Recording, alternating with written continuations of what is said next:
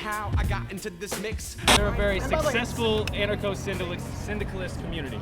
It's like a couple buildings. It's like a few buildings. Wait, so you're It's saying a whoever good start. can It's a build the good most start, shit is the winner? They survive because they live in a Vote country. for Trump! They survive. Vote for real estate Christiana moguls. survives. Yeah, let's they get live in out a of country which is Denmark. Which is the people of Christianity. Born of a woman, born under the law. Hey, can I ask you a couple questions? Sure. You can film back too. I'm just curious. Like, I'm not with them. Do you not think that America has the signs of any early fascism? I heard you say you think America is what's keeping fascism from spreading worldwide. 100%. America's a bulwark against totalitarianism and fascism. What about surveillance state here? You know, growing police state, militarization of police around the country. Those are all things that a fascist state would have. It's definitely in the beginning. No.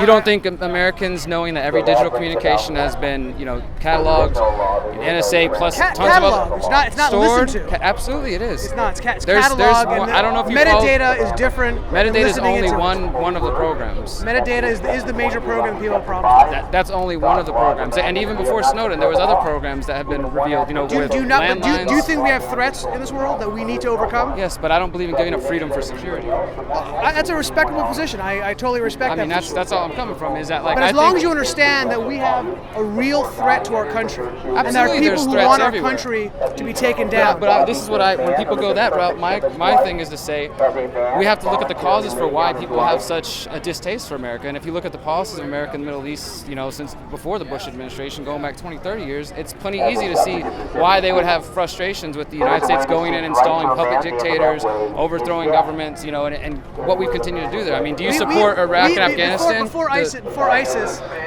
we had no real involvement in Syria. We helped fund the moderate rebels who became I'll give you an example. In ISIS. Syria, we had no real involvement, yet ISIS wants to destroy us.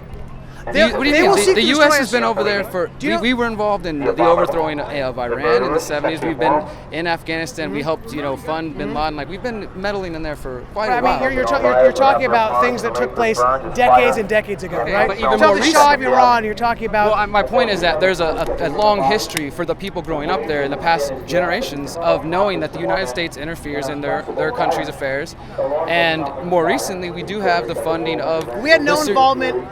We had no involvement in Saudi I Arabia wanted to talk to you right there. before 9/11. We had no involvement in Saudi Arabia before 9/11. We had no involvement. Our involvement came in because they forced our hand. In what situation? I mean, 9/11 is a perfect example, right? We had no involvement before 9/11. They came after us. What about the first Gulf War? I mean, the United States had been trying to go over there for quite some time. What about General Wesley Clark, who said that there had been a plan, before 9/11 to go into Libya? We're allowed to have a foreign policy, and the foreign policy by definition is foreign. But the foreign policy of the United States seems to be a hegemony. It seems to be like, making sure that we have friendly governments, but those don't always serve the will of the people over there. They seem to serve more Western interests. I mean, and I think, because, I've interviewed Libyan citizens who are like, hey, my house got blown up by, NATO bombs and this and that, who, even a man who worked for the United Nations, who said he appreciated the United States and just couldn't, he doesn't hate America, but people like him become radicalized, and then I'm not justifying it anyway. Obviously, I don't support any innocent. If you look at most of the terrorists have not been affected personally by anything. Most of them are middle to upper class. Most of them are well educated, yet their hatred for freedom is what caused them to do what they do.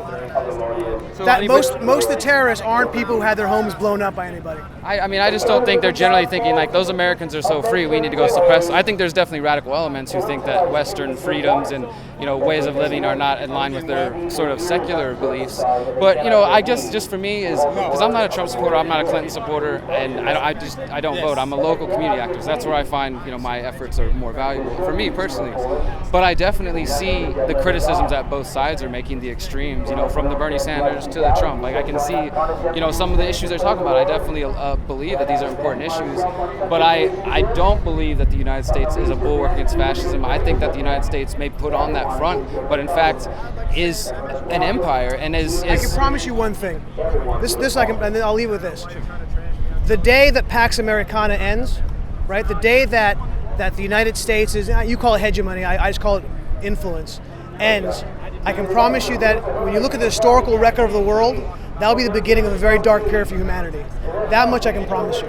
See, I guess I respect your opinion. I just believe that if the United States and the NATO nations continue to get their way and continue to dominate other nations, they already are the fascist. I know you force. think that, and I just But I just could more firmly disagree with you. I love this country. I love the land of it. I have family from all over the place, so I'm not an anti-cop person. I'm just trying to come and establish balance you. between all these I hear you, viewpoints. man. Listen, man, it's a Derrick, pleasure. nice to meet you, both.